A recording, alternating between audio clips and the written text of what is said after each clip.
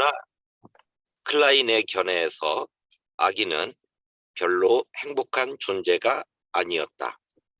아기는 불편함과 고통을 통해 박해하는 나쁜 타자의 이미지를 형성하고 편안함과 즐거움을 통해 자신을 구제해주는 좋은 타자의 이미지를 형성하는 능력을 가지고 태어난다.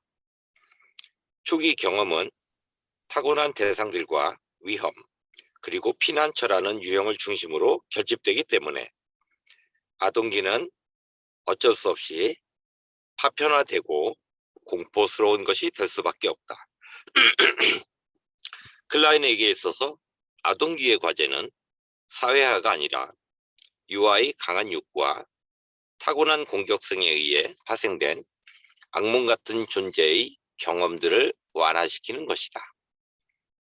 우리는 정신병적 불안들을 가지고 태어나며 좋은 환경 하에서 건강이라는 발달적 성취를 이룩한다. 클라인의 설명에 따르면 유아의 본능은 자신을 돌보아주는 대상에게 향하도록 되어 있지만 상당한 정신적 고통을 만들어낸다. 유아가 좋은 환경을 만날 경우 유아의 본능은 부모의 좋은 돌봄에 의해 달래지고 절제되며 조직화된다. 1940년대 초 수십 년간의 신랄한 논쟁 후에 영국 정신분석학회는 세 그룹으로 갈라졌다. 멜라니 클라인의 이론적 혁신과 기술을 전적으로 수용하는 사람들, 좀 더 전통적인 프로이드 학파 개념들과 행동에 충실하게 남아있는 사람들, 안나 프로이드가 선두가 되고 프로이드 학파 자아심리학으로 확장됨, 독립주의 혹은 중간 그룹으로 후에 대상관계 이론으로 알려지게 된 비클라인적 이론들을 발전시킨 사람들이 그것이다. 이 중간 그룹의 주요 인물로는 W.R.D. 페어베언과 D.W. 위니컷, 그리고 M. 벨린트, J. 보울비, H. 컨트립이 있다. 이들은 모두 유아에 대한 클라인의 이론의 영향을 받았다. 그러나 그들은 죽음 본능에서 파생된 타고난 공격성이라는 클라인의 개념적 전제와는 결별했다. 그들은 유아가 자신의 환경과 조화로운 상호작용을 할 수 있으며 비외상적인 발달을 이룰 수 있다고 보았다. 그들은 유아의 성장이 왜곡되는 것은 부적절한 부모의 양육 때문이라고 생각했다. 존 볼비에 따르면 초기 영국 정신분석학회는 유아의 공격성을 강조하는 클라인의 신념이 지배적이었다고 한다. 볼비는 학회의 토론 중간에 일어나서 그러나 실제로 나쁜 어머니가 존재합니다 라고 주장했던 순간이야말로 바로 자신의 독립적인 이론이 싹튼 시점이었다고 회상했다. 토론 도중에 그가 던졌던 이 말은 클라인 이후 대상관계 이론의 발달을 예고하는 깃발이었다고 할 수 있다. 클라인이 대상관계 이론을 발달시킨 가장 중요한 기여를 한 분인데, 그렇지만 이분의 대상관계 이론 속에는 아이가 가지고 태어난 공격성으로 인한 엄청난 심리적인 불안이라는 요인이 굉장히 깊이 뿌리박혀 있죠.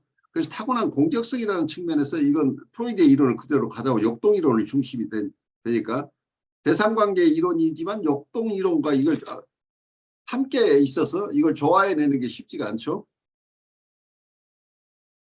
그래서 프로이드의 어떤 후기 이론, 후기 이론에서 프로이드가 초기에는 리비도 중심 이론이었지만 나중에는 리비도 이론과 공격성의 이론, 말하자면 다른 쪽으로 이야기하면 삶의 본능과 죽음의 본능이란 이런 이론 속에 프로이드는 계속해서 자기의 이론을 변화시켰지만 프로이드를 따르는 제자들 입장에서는 프로이드의 초기 이론에 머물러 있는 분도 있고 중기 이론에 머물러 있는 분도 있고 후기 이론을 계속 따라온 분이 있기 때문에 프로이디언이라고 하지만 굉장히 다양하다는 얘기예요. 그런데 멜라인 클라인은 프로이드의 후기 이론 중에 공격성 이론을 가져와서 이 공격성 이론을 가장 활발하게 발달시킨 분인 거죠. 그러다 보니까 지나치게 공격성 이론으로 가다 보니까 대상관계 이론하고 잘 걸맞지 않는 부분들이 생겨나고 순수하게 대상관계 이론으로 가야 되지 않느냐 하는 이런 움직임도 생겨나는 거죠. 그러면 역동 이론을 폐지해야 된다 이런 상황이 되는 거죠.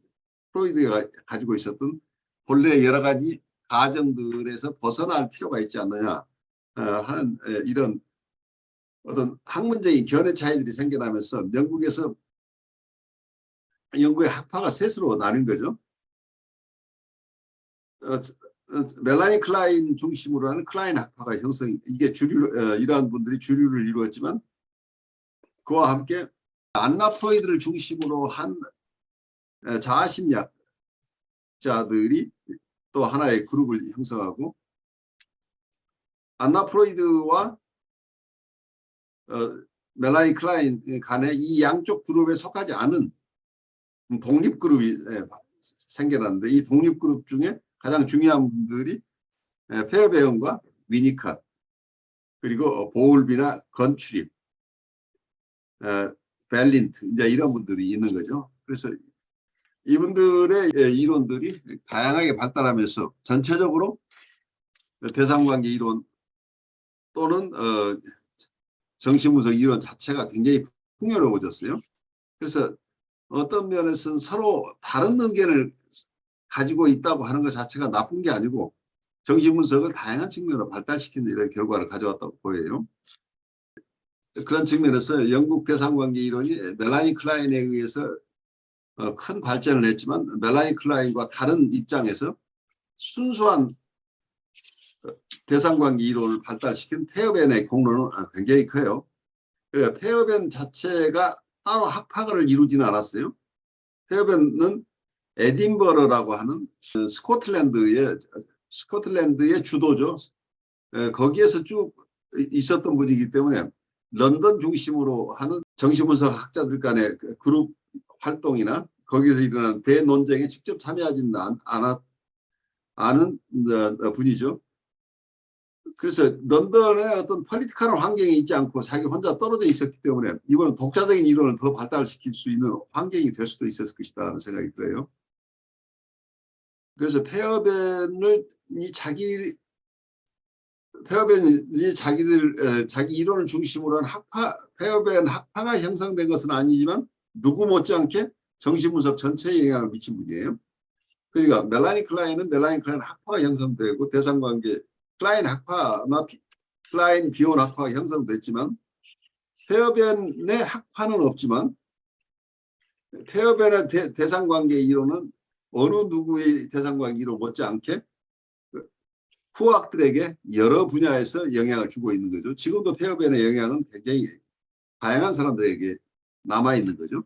그런데 페어벤이 가지고 있었던 아이디어는 굉장히 참신하고 대상관계에 탁월한 이론이기 때문에 저도 페어벤의 이론을 지금도 굉장히 실제 임상에서 적용할 때 굉장히 도움이 돼요. 이분의 자아의 분열이라는 개념들은 굉장히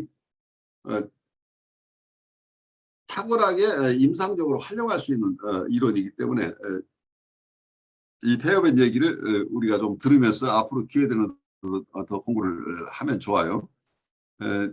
우리 ICC에서도 페어벤 공부를 몇 학기가 했었어요. 과거에는. 또 기회 되면 반복해서 해도 좋아요.